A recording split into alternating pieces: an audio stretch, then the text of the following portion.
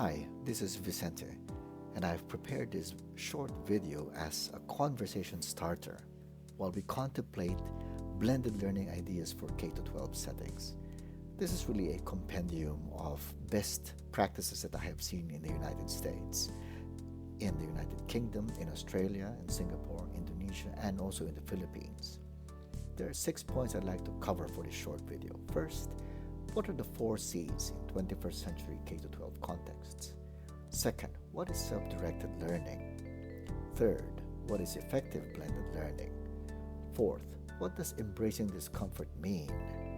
Fifth, how do we harness technology? And sixth, how could a blended learning classroom be reimagined in K 12 settings? There was a time in education when people used to say that what was most important were the 3 R's: reading, writing, arithmetic. Now, in the 21st century context, what has surfaced as most important are the 4 C's: communication, collaboration, critical thinking, and creativity. These 4 C's are built upon the principle of self-directed learners. Now, what is self-directed learning? I will try to explain this by combining it with Bloom's taxonomy, which has been upgraded to the digital age. Thomas Tillman talks about 6 traits of self-directed learners. The first one is the ability to orient what one needs to and how to learn. This is equivalent to Bloom's remembering. Here, students can undertake searches and they can highlight learning materials that they encounter. The second self-directed learner principle is understanding future skills. This is exactly the same as Bloom's understanding, where he views where students can tweet and tag keywords based on a careful reading of learning materials that they encounter. The third self-directed learning principle is steering the learning process. This is equivalent to Bloom's applying. Students can chart, can calculate, and can even upload other types of media sources that are relevant to the learning resources that they are currently engaged with. The fourth self-directed learning principle is engaging in peer discussion. This is analogous to Bloom's analyzing, where individuals or groups undertake mind mapping activities and linking disparate topics in their learning experiences. The fifth self-directed learner attribute is the ability to identify the right learning materials. This is essentially evaluating. Here, students can grade each other's work and they can even post comments and suggestions on their peers' academic outputs. The sixth and final self-directed learner attribute is the ability to develop personal learning roadmaps. This is equivalent to Bloom's creating. Here, students can blog about their entire learning experiences, and they can even make podcasts as they reflect on their learning roadmap and of their learning experiences. What is effective blended learning? In 2019, academics from Australia, including myself, were commissioned by the Department of Education in Queensland, Australia, to undertake a systematic review of blended learning in different parts of the world. One of the key findings that we discovered in our systematic review, which was subsequently published, is the need to enhance the quality characteristics of relevance, collaboration, and future focus in order to maintain effective blended learning environments. Dr. Kate McLeay from the University of Queensland and I have been undertaking an active learning project in which we look at the impact of a dramatic transformation that we implemented in relation to an educational technology course. What we have discovered is the rise of a phenomenon that is the need to embrace discomfort as something necessary. In other words, what we are saying is that in technology-rich learning environments, teachers and students need to embrace a certain level of discomfort. We will be located away from our comfort zones and in technology-intensive environments, we need to embrace discomfort. How can we harness technology? I invoke Puentedura's Samir model, substitution and augmentation, which he classifies as enhancement, and modification and redefinition, which he defines as transformation. These are the ways in which technology can disrupt and modify education.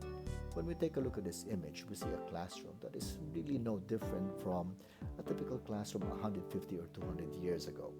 It's limited by the four walls, it's restricted by time and space, and usually the teaching modes are transmissive.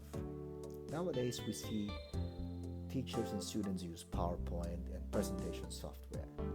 People have claimed that these are examples of innovation.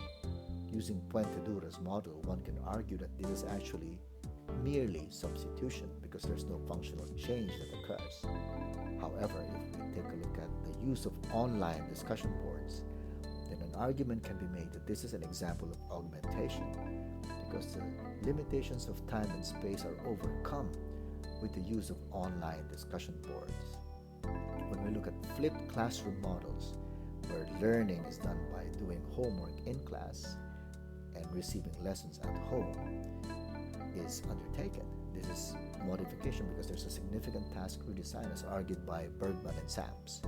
When we look at pocket classrooms where mobile technologies are used in developing world contexts as published by Kim, Miranda, and Olar Siragu, and knowledge building communities where teachers and students become co-creators of knowledge as argued by Bereter and Scaramaglia, here we see in these two examples the implementation, the enactment of true transformation.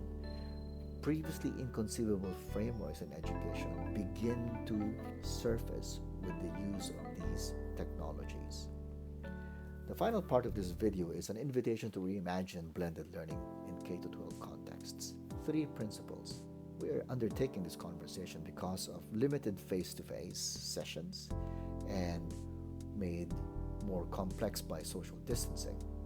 In these contexts, teachers become facilitators and content moderators and drivers of active learning pedagogy. Here we combine knowledge-based learning, the traditional transmission mode, plus inquiry-based learning built on self-directed learning. There are several models for us to discuss, but for this conversation, I'd like to bring up Sandpit, Synergy, and Showcase, a cyclical model that I have been playing around with for the last 4 years or so. The Sandpit should be seen as a safe space where learners are able to, with the help of their family members, use mobile technology like inexpensive handphones to complete learning packages that they receive from school or from the departments of education. This is happening in a lot of parts of the world. Offline and online, synchronous and asynchronous delivery of materials, and then students in their homes complete these learning materials. I propose that these learning packages should be tweaked so that they are structured as inquiry-based learning or problem-based learning tasks, because in this way we tap on the students or the learners' self-directed learning attributes. In Sandpit, we accomplish Bloom's understanding and remembering.